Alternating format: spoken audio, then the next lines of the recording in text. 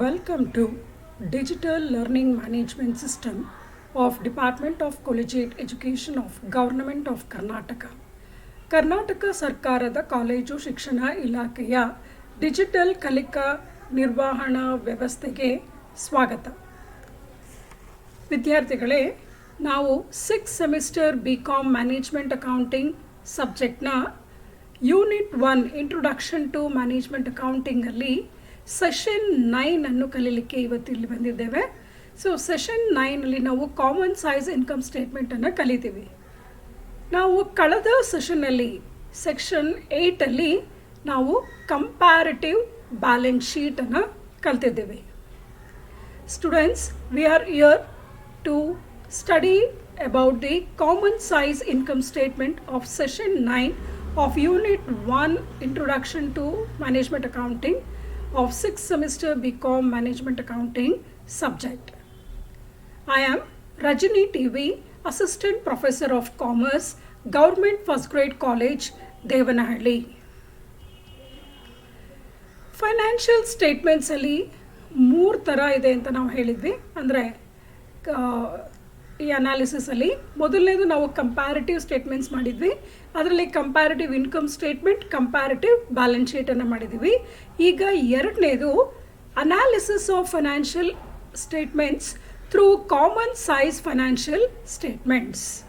Common size financial statements are those statements in which the data or figures reported in the financial statements are converted into percentages to a common base amount. The common size financial statements can be analyzed either for 1 year or for 2 or more years of the same company, or it can be analyzed for only 1 year but of 2 or more companies. So ಈ common size financial ಸ್ಟೇಟ್ಮೆಂಟ್ಸಲ್ಲಿ ಇಲ್ಲೂ ಸಹ 2 statement ಬರುತ್ತೆ. ಯಾವುದು ಅಂತ ಹೇಳಿದ್ರೆ income statement ಮತ್ತು balance sheet. So ನಾವು ಈ ಸೆಷನಲ್ಲಿ ಬರೀ ಇನ್ಕಮ್ ಸ್ಟೇಟ್ಮೆಂಟನ್ನು ಮಾತ್ರ ಕಲಿತಾ ಇದ್ದೀವಿ. ಸೊ ಇಲ್ಲಿ ಏನು ಹೇಳ್ತಾ ಇದ್ದಾರೆ ಅಂತ ಹೇಳಿದ್ರೆ, ಇಲ್ಲಿ ಇರುವಂಥ ಅಂದರೆ ನಮ್ಮ ಫೈನಾನ್ಷಿಯಲ್ ಸ್ಟೇಟ್ಮೆಂಟ್ಸಲ್ಲಿರುವಂಥ ಡೇಟಾ ಅಥವಾ ಫಿಗರ್ಸ್ ಏನಿದೆ ಅದನ್ನು ನಾವು ಕನ್ವರ್ಟೆಡ್ ಇಂಟು ಪರ್ಸೆಂಟೇಜಸ್, ಇದನ್ನು ನಾವು ಪರ್ಸೆಂಟೇಜ್ ಆಗಿ ಕನ್ವರ್ಟ್ ಮಾಡ್ತೀವಿ. ಯಾವುದಕ್ಕೆ ಪರ್ಸೆಂಟೇಜ್ ಕಂಪೇರ್ ಮಾಡಬೇಕು ಅಂತ ಹೇಳಿದ್ರೆ ಕಾಮನ್ ಬೇಸ್ ಅಮೌಂಟ್. ಸೊ ಒಂದನ್ನು ಕಾಮನ್ ಬೇಸ್ ಆಗಿ ತೊಗೊಂಡು ಅದಕ್ಕೆ ಬೇರೆ ಎಲ್ಲ ಅಮೌಂಟ್ಸನ್ನು ಕನ್ಸಿಡರ್ ಮಾಡೋದು. ಫಾರ್ ಎಕ್ಸಾಂಪಲ್, ಈಗ ನಾವು ಇನ್ಕಮ್ ಸ್ಟೇಟ್ಮೆಂಟ್ ಅಂತ ತಗೊಂಡಾಗ ಸೊ ಇನ್ಕಮ್ ಸ್ಟೇಟ್ಮೆಂಟಲ್ಲಿ ಮೇನ್ ಐಟಮ್ ಯಾವುದು ಅಂದರೆ ಸೇಲ್ಸ್. ಸೊ ಸೇಲ್ಸ್ನ ನಾವು 100 ಅಂತ ತೊಗೊಂಡು ಬೇರೆದನ್ನು ಅದಕ್ಕೆ ಪರ್ಸೆಂಟೇಜಲ್ಲಿ ಕ್ಯಾಲ್ಕುಲೇಟ್ ಮಾಡೋದು. ಬ್ಯಾಲೆನ್ಸ್ ಶೀಟ್ ತೊಗೊಂಡಾಗ total of the balance sheet, ಅದು asset side, liability side, both the sides the total will be same. So that total will be taken as the common base and the other items in the balance sheet are compared to that amount. Income ಸ್ಟೇಟ್ಮೆಂಟಲ್ಲಿ ಏನು ಮಾಡ್ತಾರೆ, ಸೇಲ್ಸನ್ನು ತೊಗೊಂಡು ಸೇಲ್ಸ್ನ base ಆಗಿ ಇಟ್ಕೊಂಡು, ಅಂದರೆ sales will be taken as 100% and all other items in the trading and profit and loss account are converted into common percentage, that is percentage based on this sales base, right? So ಇಲ್ಲಿ common size financial statement ಮಾಡುವಾಗ ನಾವು 2 or more years ಒಂದೇ ಕಂಪನಿಯ, for example X company ಅಂದ್ಕೊಳ್ಳಿ. So X ಕಂಪನಿಯ ಡೇಟಾನ 2-3 years ಅಂದರೆ present year, last 2-3 years ಹಾಗೆ ತೊಗೊಂಡು ನಾವು ಕಂಪೇರ್ ಮಾಡ್ಬೋದು. ಅಥವಾ ನಮ್ಮ ಕಂಪನಿದು ಅಂದರೆ ಎಕ್ಸ್ ಲಿಮಿಟೆಡ್ದು ಆ ವರ್ಷದನ್ನು ಬೇರೆ ಕಂಪನೀಸ್ ಜೊತೆ ವೈ ಲಿಮಿಟೆಡ್, ಝೆಡ್ ಲಿಮಿಟೆಡ್ ಇವ್ರ ಜೊತೆನೂ ಸಹ ನಾವು ಕಂಪೇರ್ ಮಾಡ್ಬೋದು, ರೈಟ್? ಸೊ ಇವಾಗ ಏನು ಕಲ್ತ್ಕೊಂಡಿದ್ದೀವಿ ಅಂದರೆ ಈ ಸ್ಲೈಡಲ್ಲಿ, ಸೊ ನಾವು ಕಾಮನ್ ಬೇಸ್ ಅಮೌಂಟ್ಗೆ ಅದನ್ನು 100 ಅಂತ ತಗೊಂಡು ಬೇರೆ ಅಮೌಂಟ್ಸ್ನೆಲ್ಲನೂ ಅದಕ್ಕೆ ಕನ್ವರ್ಟ್ ಮಾಡ್ತೀವಿ ಪರ್ಸೆಂಟೇಜ್ ಆಗಿ. ಸೊ ಇನ್ಕಮ್ ಸ್ಟೇಟ್ಮೆಂಟಲ್ಲಿ ನಾವು ಬೇಸಾಗಿ ತೊಗೊಳ್ಳೋವಂಥದ್ದು ಯಾವುದು, ಸೇಲ್ಸ್. ಬ್ಯಾಲೆನ್ಸ್ ಶೀಟಲ್ಲಿ ಬೇಸಾಗಿ ತೊಗೊಳ್ಳೋದು ಯಾವುದು, balance sheet total, that is asset side ಆಗಿರ್ಬೋದು, liability side, it is both are same. ಮತ್ತು ಈ ಕಾಮನ್ ಸೈಜ್ ಫೈನಾನ್ಷಿಯಲ್ ಸ್ಟೇಟ್ಮೆಂಟಲ್ಲಿ ನಾವು ಈ ವರ್ಷದ ಡೇಟಾನ 2-3 ವರ್ಷದ ಡೇಟಾ ಜೊತೆ ನಾವು ಕಂಪೇರ್ ಮಾಡ್ಬೋದು. ಒಂದೇ ಕಂಪನಿದು ಅಂದರೆ ಎಕ್ಸ್ ಲಿಮಿಟೆಡ್ ಅಂತ ತೊಗೊಂಡಾಗ ಎಕ್ಸ್ ಲಿಮಿಟೆಡ್ದನ್ನೇ 2-3 ವರ್ಷದನ್ನು ತೊಗೊಂಡು ನಾವು ಕಂಪೇರ್ ಮಾಡ್ಬೋದು. ಅಥವಾ ಒಂದೇ ವರ್ಷದ ಡೇಟಾ ತೊಗೊಂಡು ಕಾಂಪಿಟೇಟರ್ಸ್ ಬಿಸ್ನೆಸ್ ಜೊತೆ ಕಂಪೇರ್ ಮಾಡ್ಬೋದು. ಅಂದರೆ ಎಕ್ಸ್ ಲಿಮಿಟೆಡ್ ಡೇಟಾನ ವೈ ಲಿಮಿಟೆಡ್ ಮತ್ತು ಝೆಡ್ ಲಿಮಿಟೆಡ್ ಅವ್ರ ಜೊತೆ ನಾವು ಕಂಪೇರ್ ಮಾಡ್ಬೋದು. Okay, so I'll repeat again. Analysis of financial statements through common size financial statements. Common size financial statements are those statements in which the data or figures reported in the financial statements are converted into percentages to a common base amount.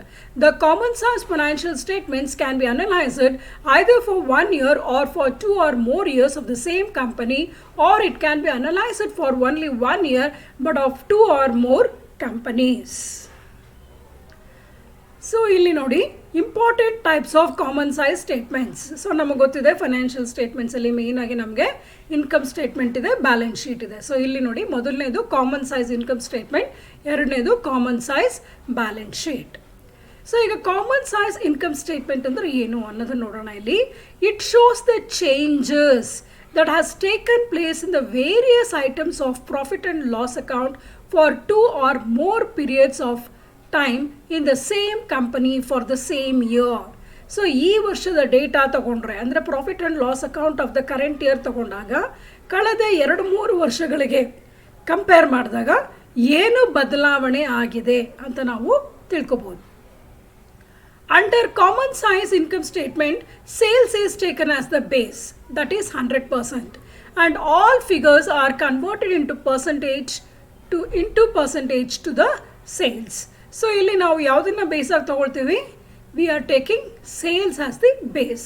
So sales is 100, all other items are converted into percentage to the sales, right? So ಈಗ ನಾನು ಆಗ್ಲೇ ಹೇಳಿದೆ, so ನಾವು income statement ಅಥವಾ profit and loss ಅಕೌಂಟನ್ನು ತಗೊಂಡಾಗ ಸೇಲ್ಸನ್ನು ನಾವು base ಆಗಿ ತಗೊಳ್ತೀವಿ, ರೈಟ್? ಸೊ ಇಲ್ಲಿ ನಾವು ಏನು ಕಂಡುಹಿಡಿತಾ ಇದ್ದೀವಿ ಅಂತ ಹೇಳಿದ್ರೆ 2-3 ವರ್ಷಗಳಿಗೆ ನಮ್ಮ ಕಂಪನಿದು ಡೇಟಾಸನ್ನು ತಗೊಂಡ್ರೆ ಪರ್ಸಂಟೇಜ್ ಬೇಸಿಸಲ್ಲಿ ಏನು ಬದಲಾವಣೆ ಆಗಿದೆ ಅನ್ನೋದನ್ನು ನಾವು ತಿಳ್ಕೊಬೋದು, right? So I will repeat. Important types of common size statements. The first one is the common size income statement. Second one, common size balance sheet. So the first one is common size income statement. It shows the changes that has taken place in the various items of profit and loss account for 2 or more periods of time of the same company for the same year. Under common size income statement, sales is taken as the base, that is 100%, and all figures are converted into percentage to the sales. So ಇದಕ್ಕೆ ಒಂದು ಫಾರ್ಮ್ಯಾಟನ್ನು ಕೊಟ್ಟಿದ್ದಾರೆ, ನೋಡೋಣ. Common size income statement for the year ended ಯಾವ ಇಯರ್ದು ಅಂತ ತೊಗೊಳ್ಳೋದು. Particulars column ಅಂತ ಇರಬೇಕು, ಮತ್ತು 4 ಕಾಲಮ್ ಇದೆ ಇಲ್ಲಿ ನೋಡಿ. ಪ್ರೀವಿಯಸ್ ಇಯರ್ ಅದರದ್ದು percentage of total sales, present year percentage of total sales. Present year ಅಂದರೆ ನಾವು ಯಾವ ವರ್ಷದ ಮಾಡ್ತಾ ಇದ್ದೀವೋ ಅದನ್ನು ಪ್ರೆಸೆಂಟ್ ಇಯರ್ ಅಂತ ಕರಿತೀವಿ. ಮತ್ತು ಕಳೆದ ವರ್ಷಗಳು ಅಂದರೆ ನಾವು 1 ವರ್ಷದ್ದೇ ತೊಗೋಬೋದು, 2-3 ವರ್ಷದ್ದು ಸಹ ಡೇಟಾಸನ್ನು ತೊಗೋಬೋದು, ಅಥವಾ ಇಲ್ಲಿ ನಾವು ಬೇರೆ ಬೇರೆ ಕಂಪನಿದು ಸಹ ತೊಗೋಬೋದು. ಅಂದರೆ ಈಗ ಇಲ್ಲಿ ನಮ್ಮ ಕಂಪನಿ ತೊಗೊಂಡು ಇಲ್ಲಿ ಕಾಂಪಿಟೇಟರ್ ಕಂಪನಿದು ಸಹ ನಾವು ಇಲ್ಲಿ ತೊಗೋಬೋದು, ರೈಟ್? ಸೊ ಇಲ್ಲಿ ಒಂದು ಫಾರ್ಮ್ಯಾಟನ್ನು ಕೊಟ್ಟಿದ್ದಾರೆ. ಸೊ ಇಲ್ಲಿ ಪರ್ಟಿಕ್ಯುಲರ್ಸ್ ಕಾಲಮಲ್ಲಿ ನೋಡಿ ಇನ್ಕಮ್ ಅಂತಿದೆ. So the main income for the business comes from the operations. So operations ಅಂದರೆ ಅವ್ರು ಮಾಡೋ ರೆಗ್ಯುಲರ್ ಟ್ರೇಡಿಂಗ್ ಆ್ಯಕ್ಟಿವಿಟಿಯಿಂದ ಬರುತ್ತೆ. That is nothing but the sales. So that is revenue from operations is nothing but the sales. There is net sales. So what is net sales? Sales minus sales returns will give the net sales. So ಅದನ್ನು revenue from operations ಅಂತ ಕರಿತೀವಿ. So ಅದನ್ನು ನಾವು ಇಲ್ಲೇನು ಮಾಡಬೇಕು, percentage to total sales ಅಂತ ಹೇಳಿದಾಗ ಅದನ್ನು 100 ಅಂತ ಹಾಕೋಬೇಕಾಗುತ್ತೆ. ಅದರ್ ಇನ್ಕಮ್, ಬೇರೆ ಏನಾದರೂ ಇನ್ಕಮ್ ಇದ್ದರೆ ಅದನ್ನು ಆ್ಯಡ್ ಮಾಡ್ಕೋಬೇಕು. ಸೊ ಅದೆರಡನ್ನೂ ಆ್ಯಡ್ ಮಾಡಿದ್ರೆ you will get the total income A ಅಂತ ಕರಿಬೋದು. ಎಕ್ಸ್ಪೆನ್ಸಸ್ಸನ್ನು ಯಾವ್ಯಾವುದಿದೆ ನಾರ್ಮಲ್ ಆಗಿ cost of materials consumed, purchases of stock in trade, changes in inventories of finished goods, employee benefits expense, finance cost, depreciation and amortization expense, other expenses. So idella expenses annu total madidre we call it as total expenses B. So profit before tax, so that is income minus expenses. Income ಅಂದರೆ A ಅಂತ ಕರ್ತಿದ್ದೀವಿ, expenses B ಅಂತ ಕರ್ತಿದ್ದೀವಿ. So A minus B. So ಯಾವಾಗ income ಜಾಸ್ತಿ ಇದ್ದು expenditure ಕಡಿಮೆ ಇರುತ್ತೋ ಆವಾಗ ಅದು ಪ್ರಾಫಿಟ್ ಆಗುತ್ತೆ. ಯಾವಾಗ ಎಕ್ಸ್ಪೆಂಡಿಚರ್ ಜಾಸ್ತಿ ಇದ್ದು ಇನ್ಕಮ್ ಕಡಿಮೆ ಇರುತ್ತೋ ಆವಾಗ ಲಾಸ್ ಆಗುತ್ತೆ, right? So profit before tax, that is we have taken it as profit. So A is more ಅಂತ ಅಂದ್ಕೊಂಡಿದ್ದೀವಿ ಇಲ್ಲಿ. ಸೊ ಎ ಮೈನಸ್ ಬಿ ತೊಗೊಳ್ತೀವಿ. ಸೊ ಇದರಲ್ಲಿ ನಾವೇನು ಮಾಡಬೇಕು, ಟ್ಯಾಕ್ಸನ್ನು ಡಿಡಕ್ಟ್ ಮಾಡಬೇಕು. ಅಂದರೆ ಟ್ಯಾಕ್ಸ್ ಪೇ ಮಾಡಿರ್ಬೋದು ಅಥವಾ ಟ್ಯಾಕ್ಸ್ ಪೇ ಮಾಡಲಿಕ್ಕೋಸ್ಕರ ಹಣವನ್ನು ತೆಗೆದಿಟ್ಟಿರ್ಬೋದು. So that is called as provision, right. So ಅದನ್ನು ಮೈನಸ್ ಮಾಡಿದ್ಮೇಲೆ ನಮ್ಗೆ ಏನು ಉಳಿಯುತ್ತೋ that is called as the profit or loss for the year. Right? If it is profit, it is called surplus. If it is loss, it is deficit. Right? So that will be if it is the profit is there, it is the amount available to the owners. So dividends pay ಮಾಡಲಿಕ್ಕೆ ಮತ್ತು reserves ಇಡಲಿಕ್ಕೆ ನಮಗೆ ಉಪಯೋಗಕ್ಕೆ ಬರುವಂಥ ಈ amount ಕೊನೆಯಲ್ಲಿ ಬರುವಂಥದ್ದು. Right. So ಇಲ್ಲಿ ನೋಡಿ ನಾವು ಇದು ಇಂಟರ್ಪ್ರಿಟೇಷನ್ ಇಲ್ಲಿರೋ ಐಟಮ್ಸೇ ಇರುತ್ತೆ ಅಂತ ಏನಲ್ಲ, ನಮಗೆ ಕ್ವಶನಲ್ಲಿ ಯಾವ್ದು ಕೊಟ್ಟಿರ್ತಾರೋ ಐಟಮ್ಸು ಅದನ್ನು ನಾವು ಕನ್ಸಿಡರ್ ಮಾಡಿಕೊಂಡು we have to do it. So ಇಲ್ಲಿ ಕೆಳಗಡೆ ನೋಡಿ, ಇಲ್ಲಿ ಲಾಸ್ಟ್ ಲೈನಲ್ಲಿ while interpreting the operating efficiency of the concern the following points may be considered ಅಂತ ಹೇಳಿದ್ರೆ, ಈಗ ನಾವು ಸ್ಟೇಟ್ಮೆಂಟ್ ಪ್ರಿಪೇರ್ ಮಾಡಿದ್ರೆ ಸಾಕಾಗೋದಿಲ್ಲ, ಅದನ್ನು ವಿಮರ್ಶೆನೂ ಕೂಡ ಮಾಡಬೇಕಾಗತ್ತೆ. ಆವಾಗ ಯಾವ್ಯಾವ ಅಂಶಗಳನ್ನು ಇಟ್ಕೊಂಡು ನಾವು ವಿಮರ್ಶೆಯನ್ನು ಮಾಡಬೇಕು ಅಂತ ಹೇಳಿದ್ರೆ ಸಿ ಜಿ ಎಸ್ ಅಂದರೆ ಏನು, ಕಾಸ್ಟ್ ಆಫ್ ಗೂಡ್ಸ್ ಸೋಲ್ಡ್ ಅಂದರೆ ಖರ್ಚು ಎಷ್ಟಾಗಿದೆ ನಮ್ಮ ಉತ್ಪಾದನೆಗೆ ಅನ್ನೋದ್ರ ಬಗ್ಗೆ ನಾವು ಗಮನ ಕೊಡಬೇಕಾಗತ್ತೆ. Operating expenses, that is for day-to-day activities whatever the expenses happens. Operating profits, ಇದ್ರ ಬಗ್ಗೆ ಏನಾಗಿದೆ ಅನ್ನೋದನ್ನು ನಾವು ಇಂಟರ್ಪ್ರಿಟೇಷನಲ್ಲಿ ಹೇಳ್ಬೋದು. ಇದು ಫಾರ್ಮ್ಯಾಟ್ ಇದು. ಸೊ ನಾವು ಈಗ ಒಂದು ಲೆಕ್ಕವನ್ನು ತಗೊಂಡು ನೋಡೋಣ, ಆಗ ನಾವು ಅರ್ಥ ಮಾಡ್ಕೋಬೋದು. From the following information prepare A common size income statement. So ಕೆಳಗಡೆ ಕೊಟ್ಟಿರುವಂಥ ಮಾಹಿತಿಯಿಂದ ನಾವು ಕಾಮನ್ ಸೈಜ್ ಇನ್ಕಮ್ ಸ್ಟೇಟ್ಮೆಂಟನ್ನು ಮಾಡಬೇಕು. ವಿದ್ಯಾರ್ಥಿಗಳೇ ಗಮನದಲ್ಲಿಟ್ಕೊಳ್ಳಿ, ಇದು 6 ಮಾರ್ಕ್ಸ್ ಕ್ವಶನ್ಗೆ ನಿಮಗೆ ಬರುವಂಥ ಪ್ರಶ್ನೆ ಆಗಿರುತ್ತೆ. ರೈಟ್. ಸೊ ಇಲ್ಲಿ ನೋಡಿ 3 ಕಾಲಮ್ಸ್ ಕೊಟ್ಟಿದ್ದಾರೆ. ಪರ್ಟಿಕ್ಯುಲರ್ಸ್ 31/3/2020, 31/3/2021 ಅಂತ ಕೊಟ್ಟಿದ್ದಾರೆ. ಅಂದರೆ 2 ಇಯರ್ಸ್ದು ಡೇಟಾವನ್ನು ಕೊಟ್ಟಿದ್ದಾರೆ. ಸೊ ಸೇಲ್ಸ್ ಕೊಟ್ಟಿದ್ದಾರೆ, ಕಾಸ್ಟ್ ಆಫ್ ಗೂಡ್ಸ್ ಸೋಲ್ಡ್ ಕೊಟ್ಟಿದ್ದಾರೆ, ಆಪರೇಟಿಂಗ್ ಎಕ್ಸ್ಪೆನ್ಸಸ್ ಕೊಟ್ಟಿದ್ದಾರೆ, ಅದರ್ ಇನ್ಕಮ್ಸ್ ಕೊಟ್ಟಿದ್ದಾರೆ, ಇನ್ಕಮ್ ಟ್ಯಾಕ್ಸ್ ಕೊಟ್ಟಿದ್ದಾರೆ. ಸೊ ಇನ್ಕಮ್ ಟ್ಯಾಕ್ಸು ಕೊನೆಗೆ ಬರುತ್ತೆ, ಅಂದರೆ ಪ್ರಾಫಿಟ್ ಬಿಫೋರ್ ಟ್ಯಾಕ್ಸ್ ಆದಮೇಲೆ ಬರುತ್ತೆ. ಅದರ್ ಇನ್ಕಮ್ಸ್ ಅಂದರೆ ಇದು ಇನ್ಕಮ್ ಆದಾಯನೇ, ಸೇಲ್ಸೂ ಆದಾಯನೇ. ಸಿ ಜಿ ಎಸ್ ಮತ್ತು ಆಪರೇಟಿಂಗ್ ಎಕ್ಸ್ಪೆನ್ಸಸ್ ಇದೆರಡು ಖರ್ಚಾಗಿರುತ್ತೆ. ಸೊ ಇಲ್ಲಿ ನೋಡಿ, ನೀವು ಫಸ್ಟ್ ಕ್ವಶನ್ ಅರ್ಥ ಮಾಡ್ಕೋಬೇಕು. ಸೇಲ್ಸ್ ಎಷ್ಟಿದೆ, ಇಲ್ಲಿ 10 lakhs ಇದೆ, ಇಲ್ಲಿ ಎಷ್ಟಿದೆ 8 lakhs ಇದೆ. ಸೊ 31/3/2020ಗೆ 10 lakhs ಇದೆ, 31/3/2021ಗೆ 8 lakhs ಇದೆ. ಸೊ ನಾವು ಸೇಲ್ಸನ್ನು ಬೇಸ್ ಆಗಿ ತೊಗೋಬೇಕು. ಸೊ ಆ 10 lakhs ಏನಿದೆ 31st March 2020 ಇದೆಯಲ್ಲ, ಅದನ್ನು ನಾವು 100% ಅಂತ ತೊಗೋಬೇಕು. ಸೊ ಅದನ್ನು 100 ಅಂತ ತೊಗೊಂಡು ಬೇರೆದನ್ನು ಅದಕ್ಕೆ ಕಂಪೇರ್ ಮಾಡಬೇಕು. ಈ ಸ್ಟೇಟ್ಮೆಂಟನ್ನು ನೋಡಿ, this is the solution. So commons, how to prepare it. So write the heading first, common size income statement for the years 2020 and 2021 ಅಂತ ಬರೆದಿದ್ದೀವಿ. ಪರ್ಟಿಕ್ಯುಲರ್ಸ್, ಸೊ ಇಯರ್ ಬರೀಬೇಕು ಅಂದರೆ 31/3/2020 amounts are expressed in rupees, percentage of sales 31/3/2021 rupees, percentage of sales. So ಇಲ್ಲಿ sales. So ಈಗ sales 31st March 2020ಗೆ ಎಷ್ಟು ಕೊಟ್ಟಿದ್ದಾರೆ, 10 lakhs. ಅದನ್ನು ನಾವು ಏನಂತ ತೊಗೋಬೇಕು, 100% ಅಂತ ತೊಗೋಬೇಕು. 31/3/2021ಗೆ ಏನು ಕೊಟ್ಟಿದ್ದಾರೆ, 8 lakhs. ಅದನ್ನು 100 ಅಂತ ತೊಗೋಬೇಕು. ರೈಟ್. ಸೊ ನೆಕ್ಸ್ಟ್ ಇವಾಗ ನಮ್ಮ ಕ್ವಶನ್ ಪ್ರಕಾರ ಇಲ್ಲಿ ಎರಡನೇದು ಏನಿದೆ, ಕಾಸ್ಟ್ ಆಫ್ ಗೂಡ್ಸ್ ಸೋಲ್ಡ್ ಅಂತಿದೆ ಅಲ್ಲ. So cost of goods sold ಅಂದರೆ ಖರ್ಚದು, ಅದನ್ನು ಮೈನಸ್ ಮಾಡಬೇಕೀಗ. So less cost of goods sold ಎಷ್ಟಿದೆ, 6 lakhs ಇದೆ. ರೈಟ್. ಸೊ 10 lakhsಗೆ 100 ಆದರೆ 6 lakhsಗೆ ಎಷ್ಟು, 6 lakhs into 100 by 10 lakhs. ಅಥವಾ ನೀವು ಸುಲಭವಾಗಿ ನೆನ್ಪಿಟ್ಕೊಳ್ಳೋದಾದರೆ ಇಲ್ಲಿ ಐಟಮ್ ಯಾವುದಿರುತ್ತೋ ಆ ಅಮೌಂಟನ್ನು ತಗೊಂಡು ಅದನ್ನು ಸೇಲ್ಸ್ ಅಮೌಂಟ್ಗೆ ಡಿವೈಡ್ ಮಾಡಿ ಇಂಟು 100 ಮಾಡಬೇಕು. ಸೊ ಈಗ ನಾವು ಸಿ ಜಿ ಎಸ್ ತೊಗೊಳ್ತಾ ಇದ್ದೀವಿ. ಸಿ ಜಿ ಎಸ್ 6 lakhs ಇದೆ, ಅದನ್ನು ಸೇಲ್ಸ್ ಅಮೌಂಟ್ ಎಷ್ಟಿದೆ, 10 lakhs. 10 lakhsಯಿಂದ ಡಿವೈಡ್ ಮಾಡಿ ಇಂಟು 100 ಮಾಡಬೇಕು. 6 lakhs divide by 10 lakhs into 100 ಮಾಡಿದರೆ ನಿಮಗೆ 60% ಬರುತ್ತೆ. ಅದೇ ಥರ 31/3/2021 ಇಲ್ಲಿ ಸಿ ಜಿ ಎಸ್ ಎಷ್ಟಿದೆ ಅಂತ ಹೇಳಿದ್ರೆ 4 lakhs ಇದೆ, ಇಲ್ಲಿ ಸೇಲ್ಸ್ ಎಷ್ಟಿದೆ, 8 lakhs ಇದೆ. ಸೊ ಐಟಮ್ ಯಾವುದಿಲ್ಲಿ 4 lakhs ಡಿವೈಡ್ ಬೈ ಸೇಲ್ಸ್ ಎಷ್ಟು, 8 lakhs ಇಂಟು 100. ಸೊ ನೀವು ಫಾರ್ಮುಲಾ ಥರ ಬರ್ಕೊಳ್ಳೋದಾದರೆ ಯಾವ ಐಟಮ್ ತೊಗೊಳ್ತಿರೋ item divided by sales into 100 ಅಂತ ನೆನ್ಪಿಟ್ಕೋಬೋದು. Particular item divided by sales amount into 100. So 4 lakhs divided by 8 lakhs into 100 will give you 50%. So exactly 8 lakh ಅರ್ಧ ಅಂದರೆ 4 lakhs ಅಲ್ವಾ. So it is 50%. Right? So hope you are following it. So ಈಗ ನಾನು ಸೇಲ್ಸಲ್ಲಿ cost of goods ಸೋಲ್ಡನ್ನು minus ಮಾಡಿದ್ದೀನಿ. So minus ಮಾಡಿದ್ರೆ ನನಗೇನು ಬರುತ್ತೆ, gross profit ಬರುತ್ತೆ. ಗ್ರಾಸ್ ಪ್ರಾಫಿಟ್ ಎಷ್ಟು ಬಂದಿದೆ ನನಗೆ, 4 lakhs. ಅಂದರೆ 10 lakhs minus 6 lakhs is 4 lakhs. ಇದರಲ್ಲಿ ನಾನು ಆಪರೇಟಿಂಗ್ ಎಕ್ಸ್ಪೆನ್ಸಸನ್ನು ಮೈನಸ್ ಮಾಡ್ತೀನಿ. Less operating expenses. What is the amount, 2 lakhs. So 4 lakhsಲ್ಲಿ 2 lakhsನ್ನು ಮೈನಸ್ ಮಾಡಿದ್ರೆ ನನಗೆ ಉಳಿಯೋದು 2 lakhs. ಸೊ ಅದನ್ನು ನಾವೇನಂತ ಕರಿತೀವಿ, ನೆಟ್ ಆಪರೇಟಿಂಗ್ ಪ್ರಾಫಿಟ್ ಅಂತ ಕರಿತೀವಿ. ಸೊ ಇದಕ್ಕೆ ನಾವು ಅದರ್ ಇನ್ಕಮ್ಸ್ ಇದೆ, ಅಂದರೆ ನಾನ್ ಆಪ್ರೇಟಿಂಗ್ ಇನ್ಕಮ್ ಅದು. ಸೊ ನಾನ್ ಆಪ್ರೇಟಿಂಗ್ ಇನ್ಕಮ್ಸನ್ನು ಆ್ಯಡ್ ಮಾಡಿದ್ರೆ ಅಲ್ಲಿ 40,000 ಕೊಟ್ಟಿದ್ದಾರೆ.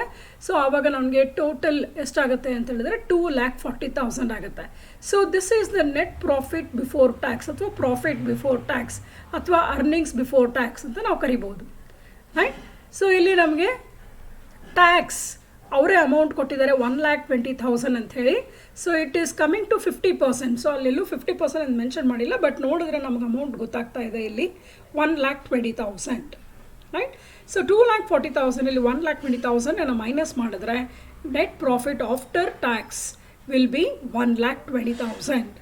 So this is the original part, actual values. So ನಾವು ನೆಕ್ಸ್ಟ್ ಕಾಲಮಲ್ಲಿ ಪರ್ಸೆಂಟೇಜ್ ಆಫ್ ಸೇಲ್ಸನ್ನು ಮಾಡಬೇಕು. ಸೊ ಇದಕ್ಕೆ ನಾನು ಆಗಲೇ ಹೇಳಿದೆ, ನೀವು ಯಾವ ಐಟಮ್ ತೊಗೊಳ್ತಿರೋ ಅದು item divide by sales amount into 100 ಮಾಡಬೇಕು ಅಂತ, ರೈಟ್. ಸೊ ಇಲ್ಲಿ ಪರ್ಸೆಂಟೇಜ್ ಆಫ್ ಸೇಲ್ಸ್ ಕಾಲಮ್ ನೋಡ್ಕೊಂಬನ್ನಿ. ಈಗ 100 ಅಂತ ಹೇಳಿದೆ, 60 ಹೇಗೆ ಬಂತು ಅಂತ ಹೇಳಿದೆ. So 6 lakhs divide by 10 lakhs into 100 will give you 60. 40 ಹೇಗೆ ಬರುತ್ತೆ, 4 lakhs. Item is 4 lakhs. What is the sales, 10 lakhs. 4 lakhs divided by 10 lakhs into 100 will give you 40. Next one, operating expenses 2 lakhs divided by 10 lakhs into 100 will give you 20. Next to net operating profit ali 2 lakhs divided by 10 lakhs into 100 we will get 20%. Other incomes 40,000 divided by 10 lakhs into 100, 4%. Net profit before tax 2,40,000 divided by 10 lakhs into 100, 24%. 1,20,000 divided by 10 lakhs into 100 will give you 12%. Even the net profit after income tax is also 1,20,000 divided by 10 lakhs into 100 is 12%. Same for the 31st March 2021. So here the sales amount is 8 lakhs, right? So that is taken as base, that is equal to 100%. And CGS is 4 lakhs. So 4 lakhs divided by 8 lakhs into 100 will give you 50%. Then gross profit, it is again 4 lakhs. So 4 lakhs divided by 10 lakhs into 100 will give you 50%. Operating expenses is 1,40,000 divided by 8 lakhs into 100 is giving you 17.5%. Net operating profit 2,60,000 divided by 8 lakhs into 100 will give you 32.50. Dear students, here I have taken decimal point. After the point I have taken 2 digits. Then other incomes, it is 20,000 divided by 8 lakhs into 100 will give you 2.5%. Then net profit before tax is 2,80,000 divided by 8 lakhs into 100 will give you 35%. And 1,40,000 divided by 8 lakhs into 100 will give you 17.5%. The same for the net profit after income tax, that is 1,40,000 divided by 8 lakhs into 100 gives you 17.5%. So it is not so difficult, it is very easy to remember. So ನೀವೇನು ಮಾಡಬೇಕು ಅಂದರೆ ಯಾವ ಐಟಮ್ದು convert ಮಾಡ್ತಾ ಇರ್ತೀರೋ ಅದು ಆ ಅಮೌಂಟನ್ನು sales amount ಜೊತೆ divide ಮಾಡಿ ಇಂಟು 100 ಮಾಡಿ. ಯಾವ ಐಟಮ್ ತೊಗೊಳ್ತಾ ಇದ್ದೀರೋ item divide by sales amount into 100. Right? Hope you are understanding.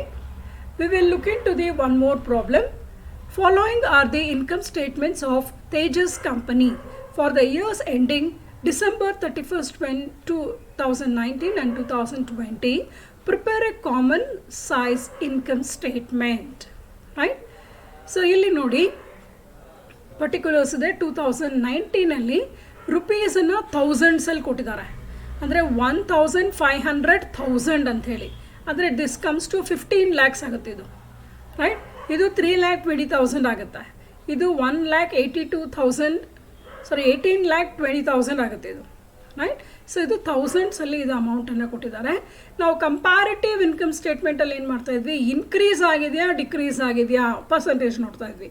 ಆದರೆ ಇಲ್ಲಿ ಹಂಗಲ್ಲ, ನಾವು ಕಾಮನ್ ಬೇಸ್ ತೊಗೊಳ್ತೀವಿ. ಇಲ್ಲಿ ಕಾಮನ್ ಬೇಸ್ ಯಾವುದು ನಮಗೆ ಸೇಲ್ಸ್. ಸೊ ಈ 1500ನ ನಾವು 100% ಅಂತ ತೊಗೋಬೇಕು 2019ನಲ್ಲಿ. 2020ನಲ್ಲಿ 1700ನ ಬೇಸಾಗಿ ತೊಗೋಬೇಕು. ಸೊ ಇಲ್ಲಿ ನೋಡಿ ಏನೇನು ಐಟಮ್ಸ್ ಕೊಟ್ಟಿದ್ದಾರೆ ಅಂತ ಹೇಳಿದ್ರೆ, ಪರ್ಟಿಕ್ಯುಲರ್ಸ್ ಕಾಲಮಲ್ಲಿ ಸೇಲ್ಸ್ ಇದೆ, ಮಿಸ್ಸಲೇನಿಯಸ್ ಇನ್ಕಮ್ ಅಂತಿದೆ, ಅದನ್ನು ನಾವೇನಂತ ತಿಳ್ಕೊಬೇಕು, ನಾನ್ ಆಪರೇಟಿಂಗ್ ಇನ್ಕಮ್ಸ್ ಅಂತ ತೊಗೊಳ್ತೀವಿ. ಎಕ್ಸ್ಪೆನ್ಸಸ್ಸಲ್ಲಿ ಕಾಸ್ಟ್ ಆಫ್ ಸೇಲ್ಸ್ ಇದೆ, that is nothing but the CGS, right. Office expenses, selling expenses, interest. So ಇದೆಲ್ಲ ಎಕ್ಸ್ಪೆನ್ಸಸ್ಸಲ್ಲಿದೆ. ಮತ್ತು ನೆಟ್ ಪ್ರಾಫಿಟ್ಟು ಸಹ ಅವರು ಕೊಟ್ಟಿದ್ದಾರೆ. ಸೊ ಇಲ್ಲಿ ಇಯರ್ ಎಂಡಿಂಗು 31st ಡಿಸೆಂಬರ್ ಅಂತಿದೆ, ಇದನ್ನು ನೀವು ಗಮನಿಸಿ. 31st ಮಾರ್ಚ್ ಇದ್ದರೆ ಮಾರ್ಚ್ ಅಂತ ಹಾಕ್ಕೊಳ್ಳಿ, ಡಿಸೆಂಬರ್ ಇದ್ದರೆ ಡಿಸೆಂಬರ್ ಹಾಕ್ಕೊಳ್ಳಿ. ಯಾವ ಮಂತ್ ಕೊಟ್ಟಿರ್ತಾರೋ ಆ ಡೇಟನ್ನು ಕರೆಕ್ಟಾಗಿ ಹಾಕೋಬೇಕಾಗತ್ತೆ. So we will look into the solution part of this. Common size income statement for the years 2019 and 20. Again we are having the 5 columns. Particulars 31st December 2019, so rupees in thousands. Percentage of sales 31st December 2020, rupees in thousands, percentage of sales. So now sales anna tagoltivi 1500, 100%. For 2020 1700 is taken as equal to 100%. So ಈ ಫಾರ್ಮ್ಯಾಟನ್ನು ನೋಡಿ, ಸೇಲ್ಸಲ್ಲಿ cost of ಸೇಲ್ಸನ್ನು minus ಮಾಡಬೇಕು. ಆವಾಗ ನಿಮ್ಗೆ ಏನು ಬರುತ್ತೆ, ಗ್ರಾಸ್ ಪ್ರಾಫಿಟ್ ಬರುತ್ತೆ. ಗ್ರಾಸ್ ಪ್ರಾಫಿಟಲ್ಲಿ ಲೆಸ್ ಆಪರೇಟಿಂಗ್ ಎಕ್ಸ್ಪೆನ್ಸಸ್. ಇಲ್ಲಿ ಒಂದೇ ಇದ್ದಿದ್ರೆ ಡೈರೆಕ್ಟಾಗಿ ತೊಗೋಬೋದಾಗಿತ್ತು, ಇಲ್ಲಿ 2 ಇರೋದ್ರಿಂದ ನಾವು ಸಪ್ರೇಟಾಗಿ ತೊಗೋಬೇಕಾಗತ್ತೆ. ಆಫೀಸ್ ಎಕ್ಸ್ಪೆನ್ಸಸ್, ಸೆಲ್ಲಿಂಗ್ ಎಕ್ಸ್ಪೆನ್ಸಸ್ ಅಂತೇಳಿ ತೊಗೋಬೇಕು. ಸೊ ಇದೆರಡರದ್ದು ಟೋಟಲ್ ಮಾಡಿದ್ರೆ you will get the total operating expenses B ಅಂತೇಳಿ. ಸೊ ನಾವು ಗ್ರಾಸ್ ಪ್ರಾಫಿಟಲ್ಲಿ ಎಕ್ಸ್ಪೆನ್ಸಸನ್ನು ಮೈನಸ್ ಮಾಡಬೇಕು. ಸೊ ಆಪರೇಟಿಂಗ್ ಎಕ್ಸ್ಪೆನ್ಸಸ್ ಟೋಟಲ್ನ B ಅಂತ ಕರೆದಿದ್ದೀವಿ. ಸೊ ನೆಟ್ ಆಪರೇಟಿಂಗ್ ಲಾಸ್ ಬರ್ತಾ ಇದೆ ಇಲ್ಲಿ. ಸೊ A ಮೈನಸ್ B ಮಾಡಿದಾಗ ಇಲ್ಲಿ ಗಮನಿಸಿ, 2019ನಲ್ಲಿ 175 ಇದೆ, ಮತ್ತು ಆಪರೇಟಿಂಗ್ ಎಕ್ಸ್ಪೆನ್ಸಸ್ 250 ಇದೆ. ಅಂದರೆ ಆಪರೇಟಿಂಗ್ ಎಕ್ಸ್ಪೆನ್ಸಸ್ಸೇ ಜಾಸ್ತಿ ಇದೆ ಗ್ರಾಸ್ ಪ್ರಾಫಿಟ್ಗಿನ್ನ. ಸೊ ಅದಕ್ಕೆ ಇಲ್ಲಿ ನಮಗೆ ನೆಟ್ ಆಪರೇಟಿಂಗ್ ಲಾಸ್ ಬಂದಿದೆ. ಎಷ್ಟು ಬಂದಿದೆ ಅಂದರೆ -75 ಬಂದಿದೆ. ಇದಕ್ಕೆ ನಾವು ಆಪರೇಟಿಂಗ್ ಇನ್ಕಮನ್ನು, ನಾನ್ ಆಪರೇಟಿಂಗ್ ಇನ್ಕಮನ್ನು ಆ್ಯಡ್ ಮಾಡಬೇಕು. ಸೊ ಮಿಸ್ಸಲೇನಿಯಸ್ ಇನ್ಕಮ್ ಅಂತ ಕೊಟ್ಟಿದ್ದಾರೆ ಕ್ವಶನಲ್ಲಿ, ನೋಡಿ ಬೇಕಾದ್ರೆ ಇಲ್ಲಿ ಕ್ವಶನಲ್ಲಿ ಇದೆ ಅಲ್ವಾ, ಮಿಸ್ಸಲೇನಿಯಸ್ ಇನ್ಕಮ್ ಸೇಲ್ಸ್ ಕೆಳಗಡೆ ಕೊಟ್ಟಿದ್ದಾರೆ 320 ಅಂತೇಳಿ. ಸೊ ನಾವು ಅದನ್ನು ಇಲ್ಲಿ ಆ್ಯಡ್ ಮಾಡಿದಾಗ ನಮಗೆ 320 -75 ಮಾಡಿದಾಗ ಯು ವಿಲ್ ಗೆಟ್ 245. ಅಂದರೆ ನೀವು ಹೇಗೆ ಮಾಡಬೇಕಿದು, -75 ಆ್ಯಡ್ ಅಂತಿದೆ ಅಲ್ವಾ. ಸೊ ಆ್ಯಡ್ ಅಂದರೆ ಪ್ಲಸ್ 320.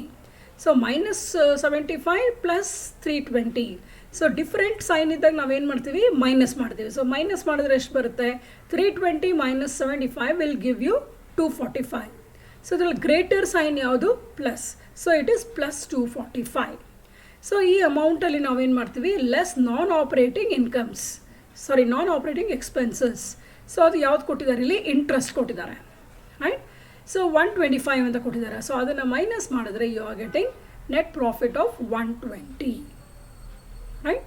ಸೊ ಇಲ್ಲಿ ಟ್ಯಾಕ್ಸ್ ಬಗ್ಗೆ ಏನು ಕೊಟ್ಟಿಲ್ಲದೆ ಇರೋದ್ರಿಂದ ನಾವೇನು ತಗೊಳ್ಳೋದಿಲ್ಲ, ರೈಟ್. ಸೊ ಇಲ್ಲಿ ನೀವು ಹಾಗೆ ಗಮನಿಸೋದಾದರೆ ಆಪ್ರೇಟಿಂಗ್, ನಾನ್ ಆಪ್ರೇಟಿಂಗ್ ಅಂತ ಹೇಳಿದ್ರೆ, ಆಪ್ರೇಟಿಂಗ್ ಅಂದರೆ related to product directly, that is the manufacturing, ಅದಕ್ಕೆ ಸಂಬಂಧಪಡುತ್ತೆ. ಇನ್ನು ಬೇರೆ ಇಂಡೈರೆಕ್ಟ್ ಆಗಿರೋವಂಥದ್ದನ್ನೆಲ್ಲ ನಾವು ನಾನ್ ಆಪ್ರೇಟಿಂಗ್ ಅಂತ ಕರಿತೀವಿ, ರೈಟ್. ಸೊ ಉತ್ಪಾದನೆಗೆ ಪೂರಕವಾಗಿರೋದನ್ನೆಲ್ಲನೂ ನಾವು ಡೈರೆಕ್ಟ್ ಅಂತ ಕರಿತೀವಿ, ಅಂದರೆ ಟ್ರೇಡಿಂಗ್ ಅಕೌಂಟಲ್ಲಿ ಬರೋವಂಥ ಐಟಮ್ಸು. ಮತ್ತು ಪ್ರಾಫಿಟ್ ಆ್ಯಂಡ್ ಲಾಸ್ ಅಕೌಂಟಲ್ಲೇ ಬರೋವಂಥ ಐಟಮ್ಸ್ನ ಉತ್ಪಾದನೆಗೆ ಪೂರಕವಲ್ಲದೆ ಇರೋವಂಥದ್ದು, ಅಂದರೆ indirectly they would have supported, like interest, other expenses like office expenses, selling expenses, ಇವೆಲ್ಲನೂ. ಸೊ ಇಲ್ಲಿ ಪರ್ಸೆಂಟೇಜನ್ನು ನೋಡೋಣ. 2019 ಪರ್ಸೆಂಟೇಜ್ ಆಫ್ ಸೇಲ್ಸನ್ನು ನೋಡಿದಾಗ 1500ನ ನಾವು 100 ಅಂತ ತೊಗೊಂಡಿದ್ದೀವಿ ಸೇಲ್ಸ್ನ ಬೇಸಾಗಿ. Cost of sales 1325 divide by 1500 into 100 ಮಾಡಿದ್ರೆ ನಿಮಗೆ 88.33 ಬರುತ್ತೆ, ರೈಟ್. ಸೊ ನಾನು ನಿಮ್ಗೇನು ಹೇಳಿದೆ ಫಾರ್ಮುಲಾ, ಯಾವ ಐಟಮ್ ತೊಗೋಬೇಕು, item divide by sales amount into 100. So ಇಲ್ಲಿ ಸೇಲ್ಸ್ ಅಮೌಂಟ್ 1500 ಆಗಿದೆ. ಸೊ 1325 ಡಿವೈಡೆಡ್ ಬೈ 1500 ಇಂಟು 100 ಮಾಡಿದಾಗ ನಿಮಗೆ 88.33 ಬರುತ್ತೆ. ನೆಕ್ಸ್ಟು ಗ್ರಾಸ್ ಪ್ರಾಫಿಟ್, ಅಲ್ಲಿ 175 ಕೊಟ್ಟಿದ್ದಾರೆ. So 175 divided by 1500 into 100 you will get 11.67. ಅದೇ ಥರ office expenses 120 divide by 1500 into 100 you will get 8%. Selling expenses 130 divided by 1500 into 100 you are getting 8.67%. Total operating expenses 250 divided by 1500 into 100 will give you 16.67. Now net operating loss minus 75 antide. So minus 75 divided by 1500 into 100 will give you minus 5%. Miscellaneous income 320 divided by 1500 into 100 will give you 21.33%. 245, this is the result of this. 245 divided by 1500 into 100 will give you 16.33. Interest 125 divided by 1500 into 100 will give you 8.33%. And the net profit is 120 divide by 1500 into 100 will give you 8%. And if we look into the amounts for the year 31/12/2020, sales stands for 1700, which is taken as the base, that is 100%. Cost of sales is 1510 divided by 1700 into 100 will give you 88.82. And gross profit 190 by 1700 into 100 will give you 11.18%. Office expenses 125 by 1700 into 100 will give you 7.35%. Selling expenses 145 divided by 1700 into 100 will give you 8.23%. And total operating expenses 270 divided by 1700 into 100 will give you 15.88%. Net operating loss is minus 80 divided by 1700 into 100 will give you minus 4.71%. Miscellaneous income 615 divided by 1700 into 100 will give you 36.18%. 535 divided by 1700 into 100 will give you 31.47%. Interest 130 divided by 1700 into 100 will give you 7.65%. Net profit is 405 divided by 1700 into 100 23.82%. So ಯಾವುದೇ ಲೆಕ್ಕ ಆಗಲಿ ಯಾವುದೇ amounts ಇರಲಿ ನೀವು ಮಾಡೋ ಅಂಥ ರೀತಿ method ಇದೇ ಆಗಿರಬೇಕು, ರೈಟ್. ಸೊ ಇಲ್ಲಿ ನಾವು ಇಂಟರ್ಪ್ರಿಟೇಷನ್ ಕಮೆಂಟ್ಸನ್ನು ಗಮನಿಸೋಣ.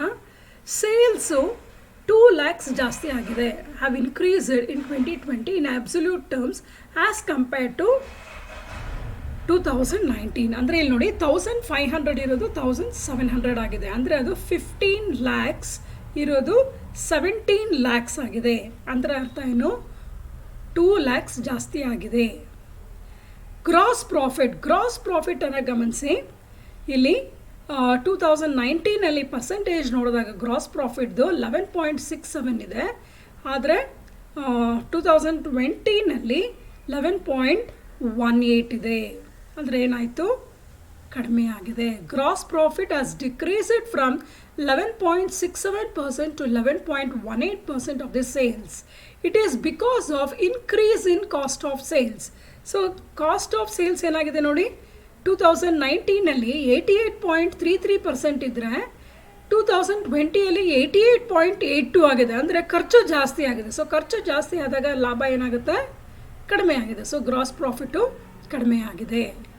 ಸೊ ಮೂರನೇ ಪಾಯಿಂಟನ್ನು ನೋಡಿ, though operating expenses individually have shown decreasing trend as a percentage of sales, their magnitude made the company to incur loss during both the years under study, right. So ಇಲ್ಲಿ ನೋಡಿ, sales ಜಾಸ್ತಿ ಆಗಿದೆ, ಆದರೆ ಖರ್ಚುಗಳು ಜಾಸ್ತಿ ಆಗಿರೋದ್ರಿಂದ ಲಾಸ್ ಆಗಿದೆ ಬಿಸ್ನೆಸ್ಗೆ, right. So ಈಗ total operating expenses ಎಷ್ಟಿದೆ, 16.67 ಇದೆ, ಮತ್ತು 2020 15.88% ಇದೆ, ರೈಟ್. ಆದರೂ ಸಹ ಓವರಾಲ್ ಆಗಿ ಖರ್ಚು ಜಾಸ್ತಿ ಆಗಿರೋದ್ರಿಂದ, ಅಂದರೆ ಕಾಸ್ಟ್ ಆಫ್ ಸೇಲ್ಸ್ ಎಲ್ಲ ಜಾಸ್ತಿ ಆಗಿರೋದ್ರಿಂದ the business has resulted in net operating loss. ಅಂದರೆ 5% ಇದ್ದಿದ್ದು ಈಗ 4.71% ಆಗಿದೆ. ಲಾಸ್ ಪರ್ಸೆಂಟೇಜ್ ಕಡಿಮೆ ಆಗಿದೆ. So that is what is mentioned in the fourth point here. Operating loss has come down slightly from 5% in 2019 to 4.71% of sales in 2020. Right? So next nodi 5ನೇ point ಅಲ್ಲಿ non-operating incomes, right, have contributed much to net profits. They amounted to 21.33% and 36.18%. ಇಲ್ಲಿ ನೋಡಿ, ಇಲ್ಲಿ ಗಮನಿಸಿ. ಮಿಸ್ಸಲೇನಿಯಸ್ income 21.33 ಇತ್ತು ಯಾವಾಗ 2019 ಅದು ಜಾಸ್ತಿ ಆಗಿದೆ. ಯಾವಾಗ 2020 36.18 ಹೋಗ್ಬಿಟ್ಟಿದೆ, ರೈಟ್. ಸೊ ಆದ್ದರಿಂದ because of the operating incomes only the company registered A net profit of 8%, right. Only 8% was there in 2019 and 23.82% in 2020. ಆದರೆ ನಾವೇನು ಹೇಳ್ಬೋದು ಅಂತ ಹೇಳಿದ್ರೆ, ಯಾವುದೇ ಒಂದು ಬಿಸ್ನೆಸ್ಸು ಸಕ್ಸಸ್ ಆಗಬೇಕಾದ್ರೆ ಅದಕ್ಕೆ ಆಪರೇಷನ್ಸಿಂದ ಬರಬೇಕು, ಅಂದರೆ ಅವರ ಗೂಡ್ಸಿಂದ ಬರಬೇಕು. ಮಿಸಲೇನಿಯಸ್ ಇನ್ಕಮ್ ಅಂದರೆ ಏನು? ಇವ್ರು ಎಲ್ಲೋ ಇನ್ವೆಸ್ಟ್ ಮಾಡಿರ್ತಾರೆ ಯಾವುದೋ ಬೇರೆ ಕಂಪನಿನಲ್ಲಿ, ಅರ್ಥ ಆಯ್ತಾ? ಅದರಲ್ಲಿಂದ ಬರೋ ಲಾಭನ ಇವ್ರ ಕಂಪನಿ ಲಾಭ ಅಂತ ಹೇಳ್ಕೊಳಕ್ಕಾಗಲ್ಲ. ಇವರ ಟ್ರೇಡಲ್ಲಿ, ಅಂದರೆ ಇವರ ಸೇಲ್ಸ್ಗಳಲ್ಲಿ ಇನ್ಕಮ್ ಜಾಸ್ತಿ ಆಗಬೇಕು, ಅದು ರಿಯಲಿಯಾಗಿ ಇನ್ಕ್ರೀಸ್ ಆಗಂಗೆ ಅಂತ ಕನ್ಸಿಡರ್ ಮಾಡ್ಬೋದು. ಸೊ ಆದರೆ ಈಗ ಎಫಿಷಿಯನ್ಸಿ ನೋಡಿದಾಗ it is not that satisfactory. ಇವರಿಗೆ ಲಾಭ ಬಂದಿದೆ, ಆದರೆ ಯಾವುದರಿಂದ ಬಂದಿದೆ? ಆಪರೇಟಿಂಗ್ ಇನ್ಕಮ್ಸಿಂದ ಬಂದಿಲ್ಲ, ರೈಟ್. ನಾನ್ ಆಪರೇಟಿಂಗ್ ಇನ್ಕಮಿಂದ ಜಾಸ್ತಿ ಬಂದಿದೆ. ಆಪರೇಟಿಂಗಲ್ಲಿ ಏನಾಗಿದೆ? ಲಾಸ್ ಆಗಿದೆ. ಅಂದರೆ ಕಂಪನಿಯವರು ಇನ್ನೂ ಸಾಕಷ್ಟು ಎಫರ್ಟನ್ನು ಹಾಕಿ ಲಾಭ ಬರೋ ಹಾಗೆ ಮಾಡ್ಕೋಬೇಕಾಗಿದೆ, ರೈಟ್. ಸೊ ಈ ಸ್ಟೇಟ್ಮೆಂಟ್ಸನ್ನು, ಈ ಕಮೆಂಟ್ಸನ್ನು ಇನ್ನೊಂದು ಸಾಲ ಗಮನಿಸೋಣ. ಮೊದಲನೇದಾಗಿ, sales have increased by 2 lakhs in 2020 in absolute terms as compared to 2019. Secondly, gross profit has decreased from 11.67% to 11.18% of sales. It is because of increase in cost of sales from 88.33% in 2019 to 88.82% in 2020. Though operating expenses individually have shown decreasing trend as a percentage of sales, their magnitude made the company to incur loss during both the years under study. Operating loss has come down slightly from 5% in 2019 to 4.71% of sales in 2020. ಯಾಕಂದರೆ cost of sales ಜಾಸ್ತಿ ಆಗಿರ್ಬೋದು, ಆದರೆ office expenses ಮತ್ತು selling expenses ಸ್ವಲ್ಪ ಕಡಿಮೆನೇ ಆಗಿದೆ. Next 5th point,